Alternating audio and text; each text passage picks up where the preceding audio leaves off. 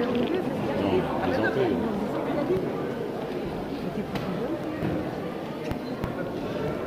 Voilà, merci.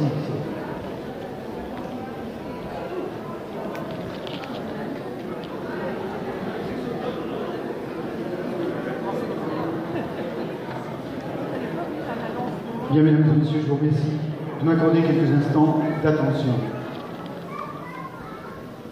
Merci tout d'abord à vous tous d'être là. Bruno Deniel-Laurent vous le dira tout à l'heure. Et je suis heureux que vous soyez si nombreux à saluer le goût de l'Anjou. Et entre les lignes du goût de l'Anjou, le goût tout simplement de son auteur, Bruno, qui véritablement nous donne à goûter, à déguster tout ce que cet Anjou a de savoureux, d'exceptionnel, de merveilleux au quotidien et dans toutes les grandes occasions, toutes les occasions qui nous rassemblent. Permettez-moi de remercier particulièrement ma collègue et amie Karine Angèle, adjointe auprès du maire d'Angers et en charge du commerce. De remercier également Anne-Mouli, la directrice du théâtre, des théâtres d'Angers. Elle était là il y a un instant, mais Anne-Mouli est notre hôtesse, et comme toutes les hôtesses, la voilà. Elle n'a de cesse de vérifier que tout le monde est bien en place. En tout cas, je pense que nous serons tous d'accord pour reconnaître tout le travail qui est fait dans ce théâtre, pour nous, pour le public, pour l'amour du public, par Anne-Mouli et ses équipes. Alors je remercie également la maison d'édition, Isabelle Gallimard, directrice du Mercure de France, qui est retenue à Paris. Également Michel Décimo, qui est, quant à lui, j'allais dire, l'un des piliers, directeur de collection de Mercure de France. Également, je tiens à remercier la librairie Contact. Je ne suis pas sûr que M. Maximus soit là, mais en tout cas, il y a quelqu'un qui représente la librairie Contact. Et puis Madame de Pontbriand, dois-je préciser, qui représente le domaine du Clausel, et tout un chacun, je le sens, je le sais, vous savez déjà avant que j'énonce. Également, remercier la maison des Vins de Bourgueil, la maison Cointreau, Madame Lavard, Madame Renoir, qui représente, puis-je dire, le Crémé d'Anjou. Est-ce qu'on peut représenter le Crémé d'Anjou? Oui, puisqu'il le fait magnifiquement. Voilà, mes amis. Quelques mots. C'est bien la première fois que, comme le soufflait Calix de Nigremont, que j'ai salué tout à l'heure, comme il me soufflait il y a quelques instants, c'est bien la première fois tout de même qui, dans ce théâtre, n'a eu de cesse d'accueillir, en s'en tenant à sa restauration, depuis les années 1992-1994, de très grandes personnalités, de très grands artistes, de très grandes personnalités des arts, de la musique. Ce soir, de façon exceptionnelle, voilà que nous accueillons, entre autres, Joachim du Bellay. Je l'ai cherché tout à l'heure, mais je pense qu'il ne va pas tarder à arriver. Mais également Jean Carnet, Julien Gracq, bref, toute une pléiade d'auteurs exceptionnels qui ce soir nous rejoignent au Grand Théâtre. Et ce, par la magie de ce petit livre, Le goût de l'Anjou. Merci à vous, Bruno, de nous avoir permis de goûter à l'amour de ces auteurs pour notre territoire. J'ai lu ce livre avec, en écho, les lettres d'amour que j'ai pu relire, parce que je pense que vous avez su trouver des lettres d'amour et les rassembler dans votre ouvrage, des lettres d'amour de notre territoire, des lettres d'amour de notre ville, des lettres d'amour de ce territoire qui va au-delà de notre ville.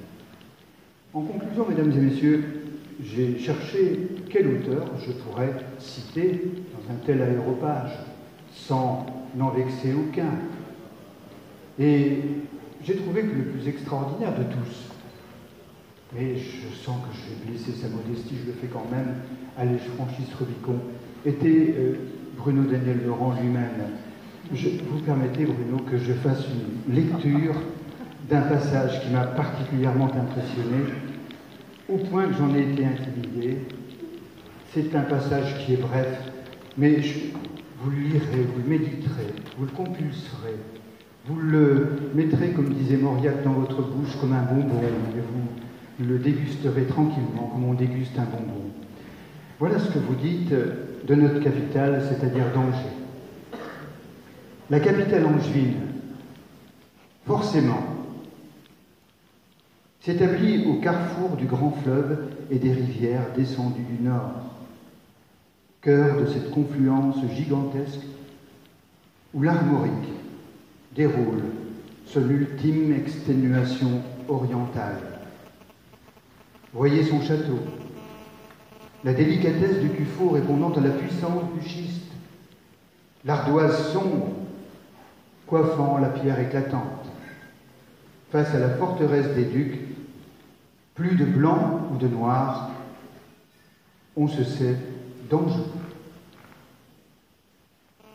Quant à la douceur angevine, cette douceur n'est pas mollesse et au pays du roi poète René Ier, en cette terre qui fut aussi le cœur de l'empire des Plantagenets, on connaît la rançon de la liberté.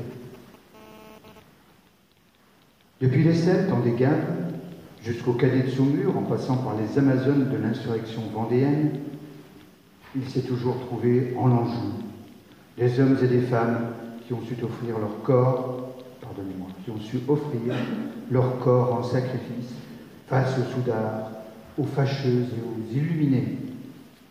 Que peut-on craindre en effet lorsqu'on vit à proximité immédiate des tentures de l'Apocalypse, ce flambeau de lumière joannique qui n'a pas fini de trouer l'obscurité des siècles. Jamais, mes amis, je pense, on avait aussi bien parlé d'Angers. Je pense que vous pouvez réserver vos applaudissements à Bruno.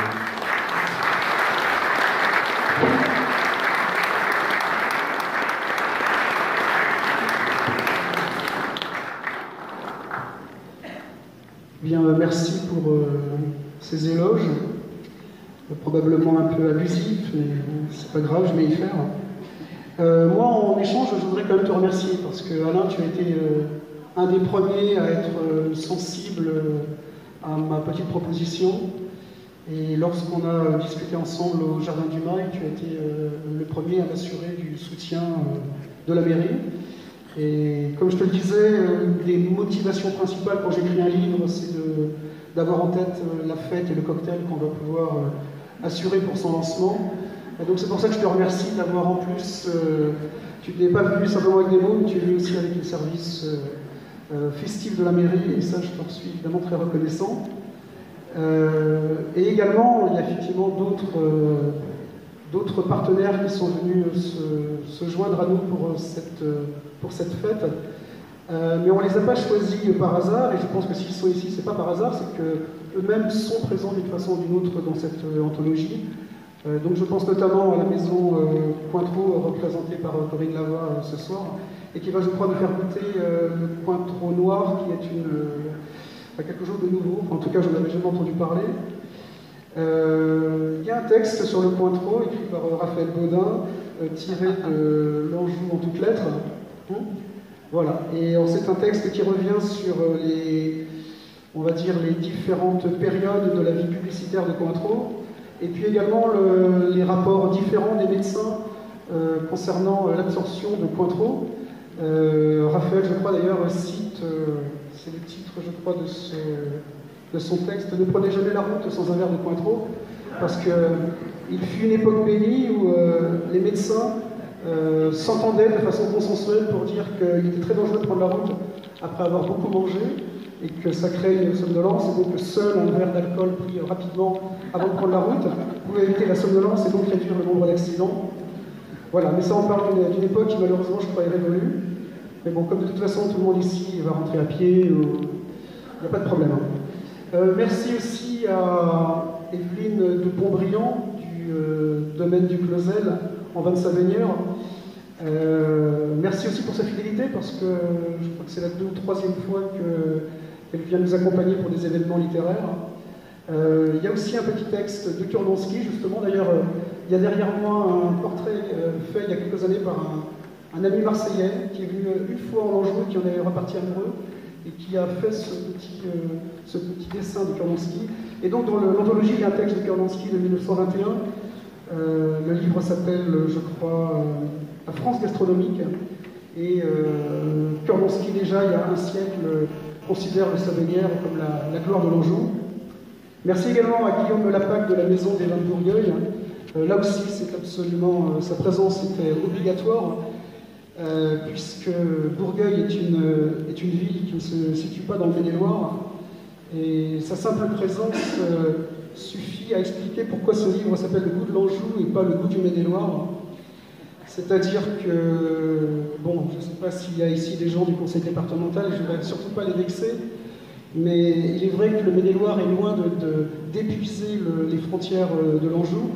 Le grand avantage quand on écrit sur l'Anjou, c'est qu'on écrit sur une province qui n'existe plus, qui administrativement n'a aucune réalité administrative. Mais moi qui suis de Château-Gontier, donc dans le département de la Mayenne, je sais que c'est une ville puissamment angevine, qui a même été pendant 3 mois capitale de l'Anjou à la faveur des guerres de religion. Et Bourgueil est une ville qui est aujourd'hui dans le département de l'Indre-et-Loire, je crois.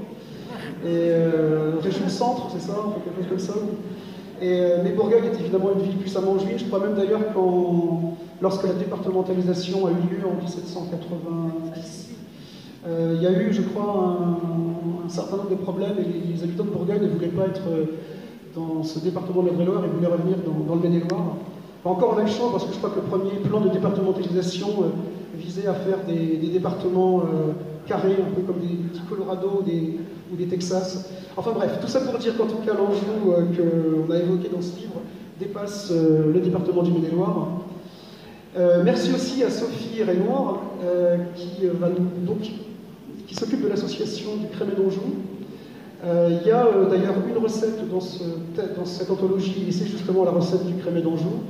Et je crois que Sophie est engagée dans un processus assez exaltant qui consiste à faire reconnaître le Crémé d'Anjou, ou la recette du Crémé d'Anjou, par l'INAO, ou peut-être même par l'UNESCO.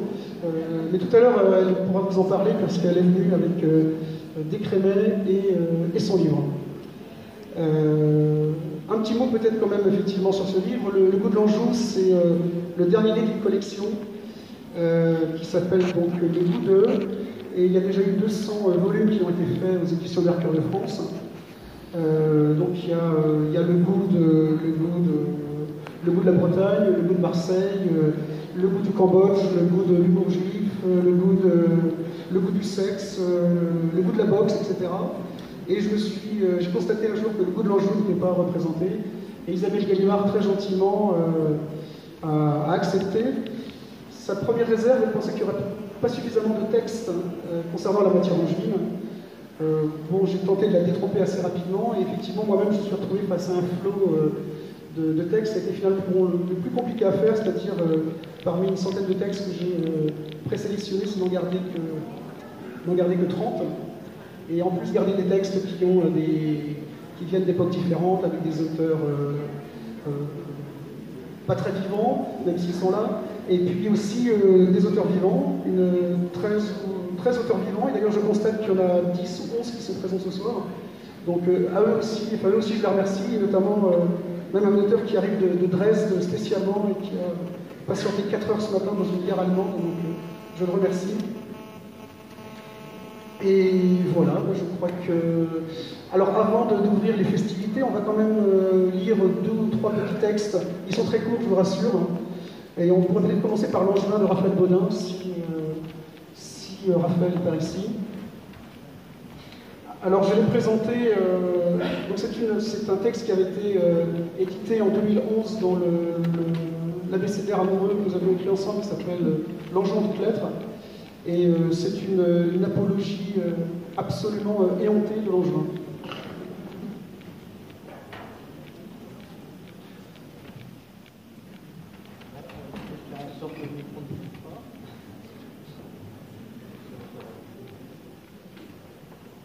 L'Angevin. Vous m'entendez?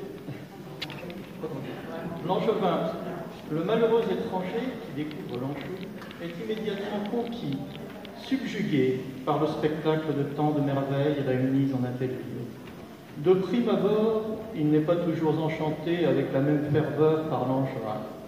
Ce dernier, en effet, ne veut pas mettre mal à l'aise son hôte et se garde bien d'afficher ses innombrables qualités, au point même que bien des visiteurs s'en retournent sans les avoir jamais remarqués.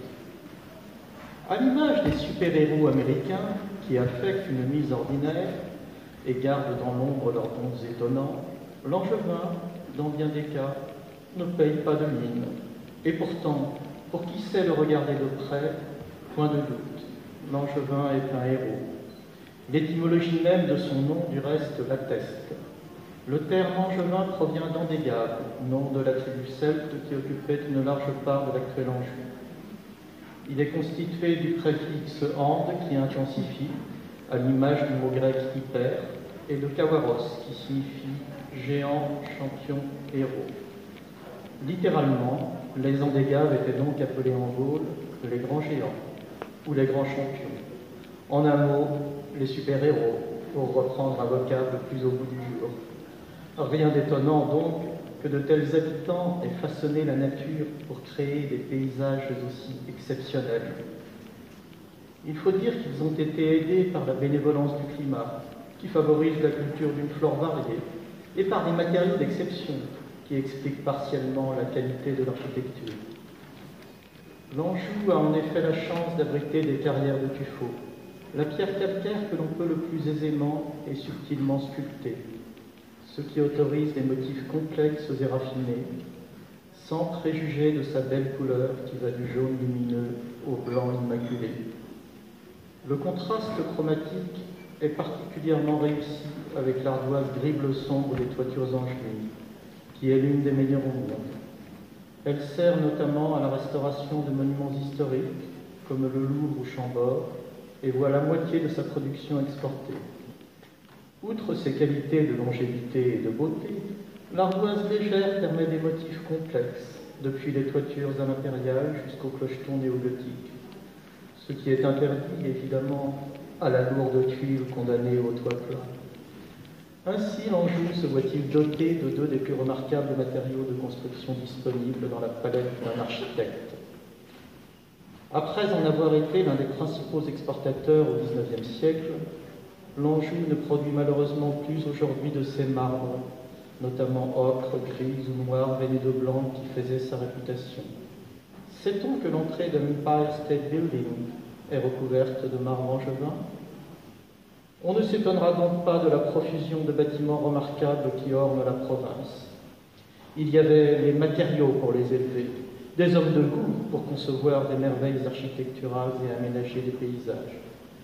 Et bien sûr, le héros angevin ou l'hôte royal pour les habiter. Mais l'angevin ne songe pas à s'en glorifier. Tel Clark Kent, plus connu dans le monde sous le pseudonyme de Superman, l'angevin prend avant tout soin de cultiver sa qualité fondamentale, la modestie.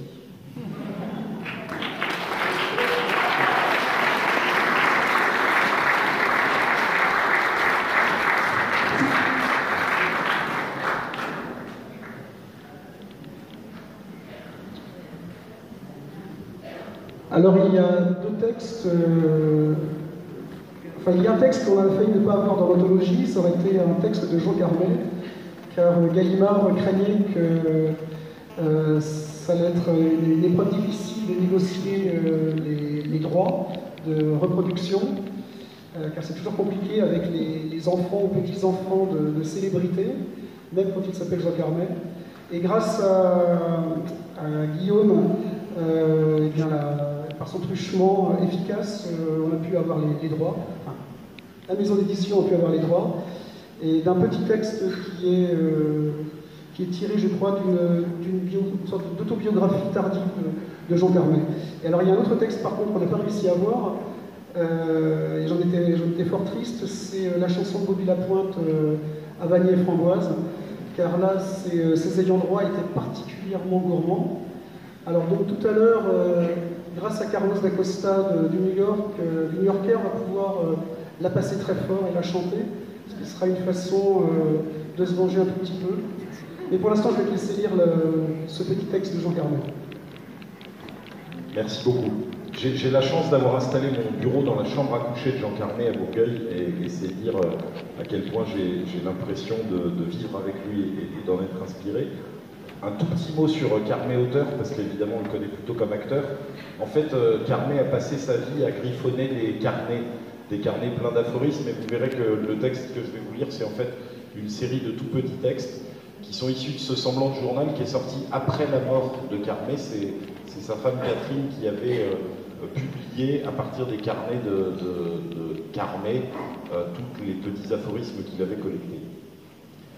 J'ai passé mon enfance bercé par la rumeur des histoires d'un monde proche et lointain que mon père et ses amis ramenaient à la maison, un monde d'une tranquille opulence, rythmé par la Loire et la vigne, parfumé par le vin. On ne peut pas nier qu'on est né quelque part, on ne peut pas dire qu'on est né ailleurs. J'en reviens si souvent à Bourgueil qu'à la longue, j'ai l'impression de me parodier moi-même.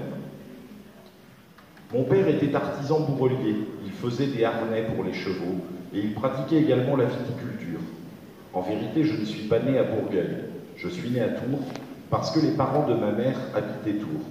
À cette époque, les dames allaient faire leur couche au pays de leurs parents. Le berceau de ma famille se trouve dans l'Anjou,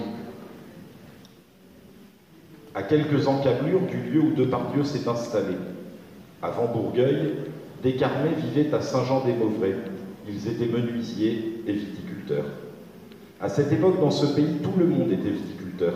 Les gens faisaient une douzaine de barriques d'un vin extrêmement soigné, qui n'était pas destiné au commerce. On le buvait ou on l'échangeait avec des propriétaires des environs. Il y a dans mon pays un art de compter qui, je crois, a exercé une influence énorme sur mon destin de comédien. Ma façon de m'exprimer en tant qu'acteur doit beaucoup à tous les personnages que j'entendais parler.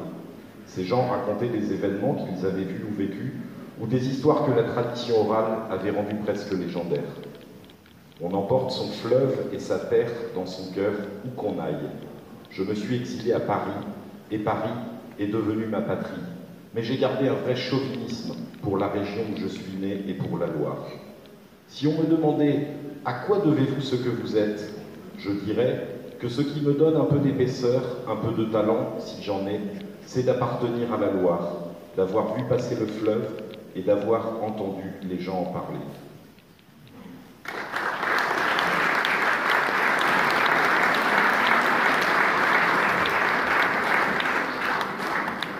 Encore quelques petites minutes de patience, mais ce n'est pas vraiment de la patience parce que c'est tellement agréable d'entendre ces textes.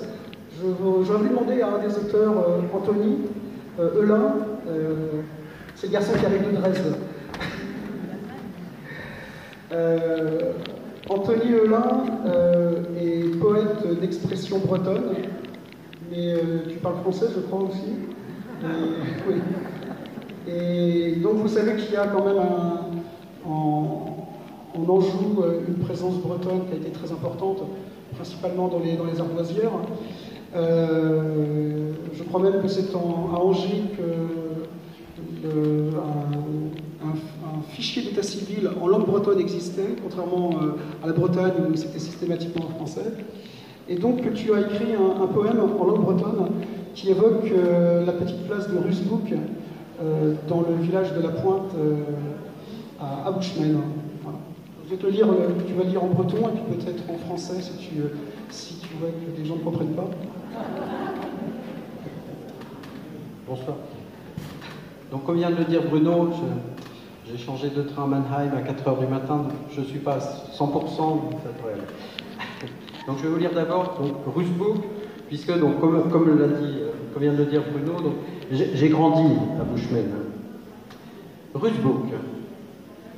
Achtenen fardel tuel arrachter en ur grusilen eta muren aher de scrap ur garpen ur zilien ur son iner nur chen ur pechetu ari doniel diger tal ou fen ti meia riolen voer d'ur ster habe ple odur est ou bet diou pedertuer de red ar zaumein ker Rusbrook vecher di zavarn pat euret ur vein a gur liger. Elle s'en le sait, Messade, Mumbugaleage, Nenduyetchet, c'est le Dorté. Voilà un extrait en breton, je vais vous le lire en français, en entier. Rusbook. Digue blanche allongée sur le fleuve, dans un chenal, soudain surgit un héron. S'empare d'une carpe, d'un cendre, d'une anguille, à fleur d'eau aigrit le pêcheur à la ligne sur sa plate de Loire. Devant leur tête, la grande rivière épouse le fleuve dont les eaux dépassent leur monde 2 ou 3 fois par an et courent sur les quais du bourg de Rusbook, à l'auberge fermée, le temps des noces, de la Loire et de la Maine. Ainsi, les paysages de mon enfance que je ne savais pas regarder. Petit gars sans lien ni fortune, je tournais le dos aux grandes demeures blanches des vieilles et riches lignées angevines, aux volets toujours fermés devant le fleuve, aux portes fermées, aux fils d'ouvriers qui n'a ni grande demeure, ni vieille lignée ni terre. Petit homme sans lien ni fortune, je me promène d'un pays à l'autre, d'un fleuve à l'autre pareil, à l'oie sauvage qui engraisse tout l'été, sur le sable, qui se dort au dos des pavés d'une rive ou d'une autre d'un fleuve en Orient.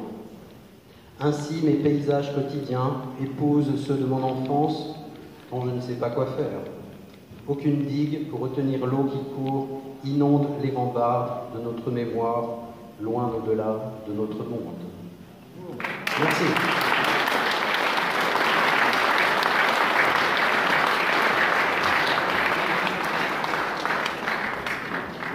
Bon, avant de libérer les forces de la joie, on va demander peut-être à Marc de lire un rimio. Donc, vous savez, les rimio, ce sont ces petits poèmes écrits en langue patoisante. C'est un rimio de Marc Leclerc. Moi, j'avais 2 grands-pères, un qui parlait gallo et l'autre qui parlait angevin. Alors, je vais essayer de parler comme il parlait, mais c'est une reconstitution. Renou, ce point nous défaut que d'être porté sous sa goule, et ces points de la chalcifio que j'aurais jamais des ampoules. Je suis d'un pays si plaisant et d'une si parfaite nature que rien n'y manque au pesant, la bouette ou la vivature. Et ça ne serait guère mériter tout ça que le bon Dieu nous donne, que de ne point en profiter. Aussi, faut point qu'on s'étonne que j'y mettions ben du soin. Raymond Binck, notre fripe, c'est bonne. Et pour ça, nous avons besoin de prendre conseil de personne. Mais si l'eau vous fait défaut, vous ne mourrez point de la pépite. Il y a du vin tant qu'il en faut, la cave est assez garnie pour que vous puissiez trinquer. Et vous ne manquerez aux bouteilles autant qu'elles vous aient manqué, pourriez-vous le vendre comme une seille. Voilà les vins de Léon. Beaulieu, Rabelais, Thomarcy, Fay, doux que le mélan rayon, chaud comme le soleil qui règne. Voilà la coulée de Seran, Saint-Barthélemy, Savenière, qui tiennent bien aussi Laurent avec ceux de la Poissonnière. Ceux de Saumur et d'alentour, Monceau, Arnay, Dampierre, Varin, Saint-Cyr-en-Bourg, et le si plaisant goût de pierre, le Champigny qui a la couleur et la senteur des framboises. Et l'on ne sait quel est le meilleur, vin de Tuffeau ou vin d'Ardoise. Et quand vous aurez goûté, il vous faudra bien que de séance, de tout ça que je viens de noter, et de ce que je passe sous silence, en regardant autour de vous, vous penserez qu'on est banaises, que l'air qu'on respire est doux, que la vie n'est point si mauvaise. L'heure, vous comprendrez dans le vin. Point feignant, mais ben tranquille. Anti-porté pour le vin, craignant la peine inutile et vivant sans trop d'efforts. Et votre réflexion, elle sera peut-être qu'il n'a point tout à fait tort, puisqu'il peut bien se le permettre.